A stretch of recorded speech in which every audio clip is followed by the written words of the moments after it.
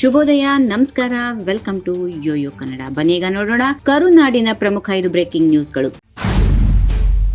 H D ದೇವೇಗೌಡರು ಈ ದೇಶದ ಪ್ರಧಾನಿಯಾಗಿ ಈಗಾಗಲೇ ಸಾಧನೆ ಮಾಡಿದ್ದಾರೆ. ಮುಂದೆ ಅಂತಹ ಅವಕಾಶ ಒದಗಿ ಬಂದರೆ ಎಚ್ ಡಿ ಕುಮಾರಸ್ವಾಮಿಯವರು ಮುಂದೆ ದೇಶದ ಪ್ರಧಾನಿ ಆಗಬಹುದು ಎಂದು ಜೆ ಟಿ ದೇವೇಗೌಡ ಭವಿಷ್ಯ ನುಡಿದರು. ಎಚ್ ಡಿ ಕುಮಾರಸ್ವಾಮಿ ಕೇಂದ್ರ ಸಚಿವರಾದ ಹಿನ್ನೆಲೆ ಜೆಪಿ ಭವನದಲ್ಲಿ ಏರ್ಪಡಿಸಿದ ಅಭಿನಂದನಾ ಕಾರ್ಯಕ್ರಮವನ್ನು ಉದ್ದೇಶಿಸಿ ಮಾತನಾಡಿದ ಅವರು, ಎಚ್ ಡಿ ದೇವೇಗೌಡರಂತೆ ಕುಮಾರಸ್ವಾಮಿಯವರು ಸಹ ಪ್ರಧಾನಿ ಆಗಬಹುದು. ಅವರು ಕೂಡ ತಂದೆ ರೀತಿ ಸಾಧನೆ ಮಾಡಬೇಕು. ಅದಕ್ಕೆ ನಿಮ್ಮೆಲ್ಲರ ಸಹಕಾರ, ಶ್ರಮ, ತ್ಯಾಗದ ಅಗತ್ಯ ಇದೆ ಎಂದರು.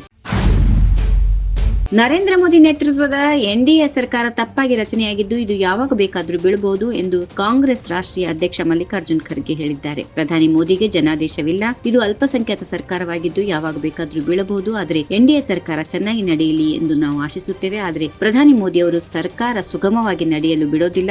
ದೇಶವನ್ನು ಬಲಪಡಿಸಲು ನಾವು ನಮ್ಮ ಕಡೆಯಿಂದ ಸಹಕರಿಸುತ್ತೇವೆ ಎಂದು ಹೇಳಿಕೊಂಡಿದ್ದಾರೆ.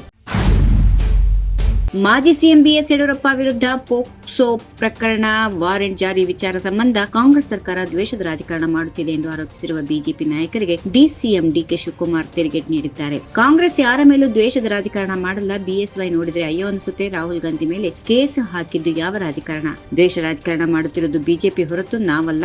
ನಾವಿಂಥ ನೀಚ ರಾಜಕಾರಣ ಮಾಡಲ್ಲ ಎಂದು ಹೇಳಿದರು. ಲೋಕಸಭಾ ಚುನಾವಣೆಯಲ್ಲಿ ಡಾಕ್ಟರ್ ಕೆ ಸುಧಾಕರ್ ಗೆದ್ರೆ ರಾಜೀನಾಮೆ ನೀಡುವುದಾಗಿ ನಾನು ಹಾಕಿದ ಸವಾಲನ್ನ ಪ್ರತಿಸ್ಪರ್ಧಿಗಳು ಸ್ವೀಕರಿಸಲಿಲ್ಲ. ಹೀಗಾಗಿ ಶಾಸಕ ಸ್ಥಾನಕ್ಕೆ ರಾಜೀನಾಮೆ ನೀಡುವ ಅಗತ್ಯವೇ ಇಲ್ಲ ಎಂದು ಚಿಕ್ಕಬಳ್ಳಾಪುರ ಕ್ಷೇತ್ರದ ಶಾಸಕ ಪ್ರದೀಪ್ ಈಶ್ವರ್ ಸಮರ್ಥಿಸಿಕೊಂಡಿದ್ದಾರೆ. ಲೋಕಸಭಾ ಚುನಾವಣೆಯ ಅಖಾಡದಲ್ಲಿ ನಾನಿದ್ದರೆ ಕಥೆಯೇ ಬೇರೆ ಇರ್ತಿತ್ತು. ಎಲ್ಲರೂ ಪ್ರದೀಪ್ ಈಶ್ವರ್ ಆಗಲು ಸಾಧ್ಯ ಇಲ್ಲ. ಮುಂದಿನ ದಿನಗಳಲ್ಲಿ ಕಾರ್ಯಕರ್ತರೊಂದಿಗೆ ಮನೆ ಮನೆ ಸುತ್ತುತ್ತೇನೆ, ಪಕ್ಷ ಸಂಘಟನೆ ಮಾಡುತ್ತೇನೆ. ಇಲ್ಲಿ ವ್ಯಕ್ತಿ ಮುಖ್ಯ ಅಲ್ಲ, ಪಕ್ಷ ದೊಡ್ಡದು ಎಂದರು.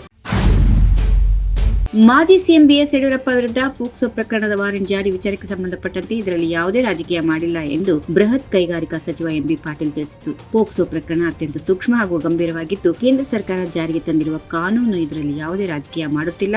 ಅಪ್ರಾಪ್ತ ವಯಸ್ಸಿನ ಬಾಲಿಕೆಯ ಮೇಲೆ ಏನಾದರೂ ಅಹಿತಕರ ಘಟನೆಗಳು ನಡೆದರೆ ಇದು ಪೋಕ್ಸೋ ಕಾಯ್ದೆಯ ವ್ಯಾಪ್ತಿಗೆ ಬರುತ್ತದೆ. ಇದರಲ್ಲಿ ಯಾವುದೇ ಸರ್ಕಾರ ಹಾಗೂ ಪಕ್ಷ ಹಸ್ತಕ್ಷೇಪ ಮಾಡಲು ಬರೋದಿಲ್ಲ ಎಂದು ಅವರು ಹೇಳಿದರು.